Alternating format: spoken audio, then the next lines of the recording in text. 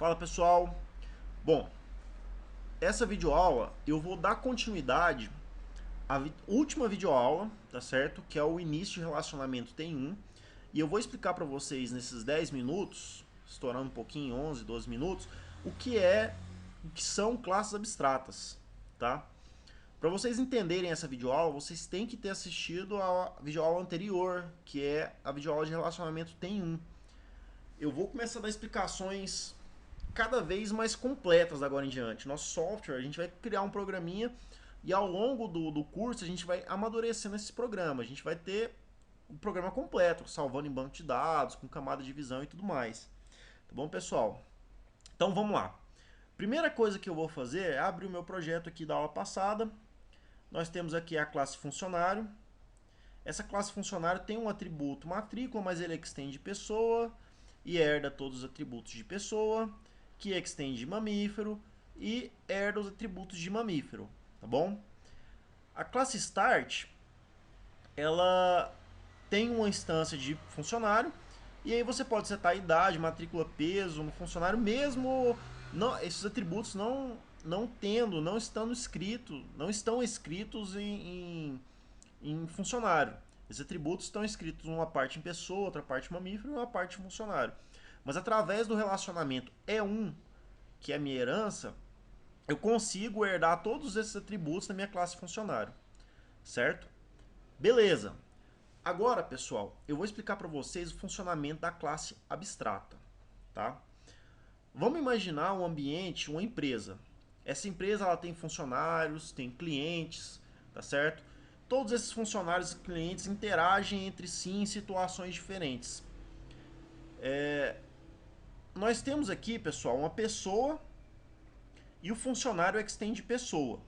Quando eu faço isso, eu estou falando que funcionário é uma pessoa, correto? Perfeito. Então, se eu vou ter um cliente na vida real, na vida real da minha empresa, eu vou ter uma pessoa que vai assumir o papel de cliente, eu vou criar aqui, ó, new class cliente. Pessoal, a minha classe cliente, ela vai extender de pessoa também, certo? Quando eu falo que cliente extende pessoa, a gente já sabe da última aula que ela herda todos esses atributos aqui de pessoa.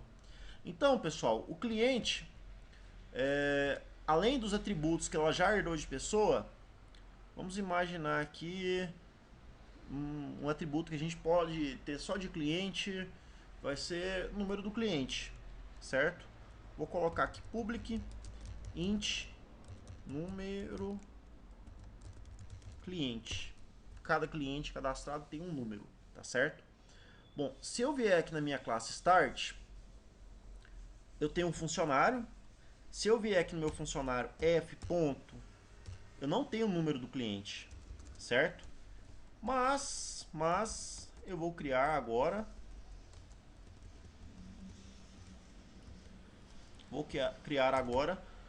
um cliente C recebe 1000 cliente. Vou chamar c.cpf,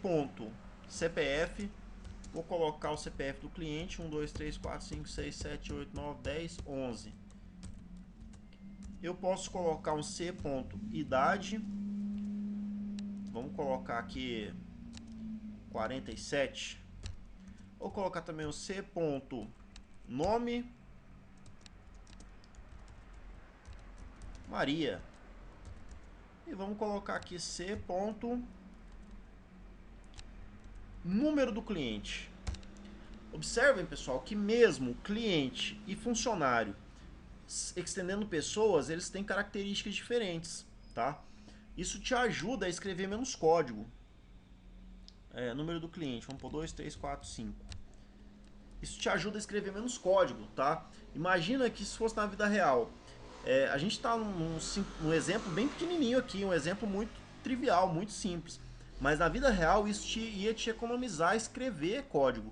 Ia facilitar para você, você ia escrever menos coisa, você ia ficar mais simples, tá certo? A programação. Certo, então a gente tem funcionário e um cliente. Mas vocês conseguem imaginar nesse cenário que a gente montou alguém que seja só uma pessoa e interaja com o nosso software? Não consigo. Eu não consigo. Tá? Se vocês conseguirem, postem aí nos comentários. Mas eu não consigo imaginar uma pessoa. Então a gente tem uma pessoa que é o cliente, a gente tem uma pessoa que é o funcionário, a gente tem uma pessoa que é o gestor, a gente tem uma pessoa que é o gerente, mas não tem uma pessoa. Certo? Conseguiram imaginar isso? O que significa? Significa que eu não posso fazer isso aqui, ó. Pessoa, P recebe new, pessoa. Seria ilógico para o meu software fazer isso. Por exemplo, eu posso vir aqui no meu cliente, minha classe cliente, e criar um método comprar. Public void comprar. Não vai fazer nada o meu método. Vai escrever na tela comprando. Certo? Comprando. Mas, no entanto, senhores, se eu vir aqui, eu posso chamar c.comprar, certo? Então, eu tenho em funcionário, eu tenho um método trabalhar. Em cliente, eu tenho um método comprar. Mas em pessoa, eu tenho algum desses métodos? Não tenho esse método, tá certo? Tem o método andar, mas eu não vou usar o andar em uma pessoa normal, tá? Eu preciso impedir que os meus programadores, os usuários dessa classe aqui, façam isso. Criem uma pessoa qualquer, tá? Então o que eu faço? Isso aqui, pessoal, é um conceito que vocês têm que entender bem. Eu venho aqui na minha classe pessoa e coloco public abstract class pessoa. O que significa quando eu marco uma classe como abstrata? Se eu marcar uma classe como abstrata, eu vou vir aqui na minha classe start e vou tentar instanciar uma pessoa. Ó, pessoa P recebe new pessoa. O que ele vai fazer? Se eu fizer só isso aqui, ó, ele vai me falar que tem um erro, tá? Outra dica do Eclipse, se você parar o mouse aqui em cima e apertar F2, ele te mostra o erro, tá? Ele vai falar que eu não posso instanciar uma classe do tipo pessoa. Por quê? Porque pessoa é uma classe abstrata. Então fica aí a dica para vocês. Classes abstratas, elas servem só para serem estendidas. Elas não servem para serem instanciadas, tá bom? E quando a gente... bom, nesse caso aqui fica muito claro para a gente que a classe pessoa ela não vai existir no organograma da nossa empresa, tá? Se você parar para imaginar um software que vai criar um organograma da empresa, você não vai ter uma pessoa, você vai ter um gerente, você vai ter um cliente, você vai ter um balconista, um recepcionista, mas você não vai ter uma pessoa, simples e puramente pessoa, certo? Bom, o que acontece também com a nossa classe mamífero, a gente pode marcar ela aqui ó, como abstrata, certo? Então, vamos lá, só para recapitular, pessoal. Classes abstratas são classes que servem única e exclusivamente para serem extendidas, tá? Você não pode instanciar uma classe abstrata, correto? Agora eu vou pedir para vocês voltarem, quem não assistiu, aquela primeira aula de orientação a objeto. Vocês lembram, inclusive vão me corrigir novamente. Eu falei que a ideia da orientação a objeto surgiu na filosofia, surgiu do idealismo, certo? Tá errado. A orientação a objeto surgiu do essencialismo, tá? Mas vamos lembrar aquela ideia essencialista de Platão, e não de Descartes, Platão.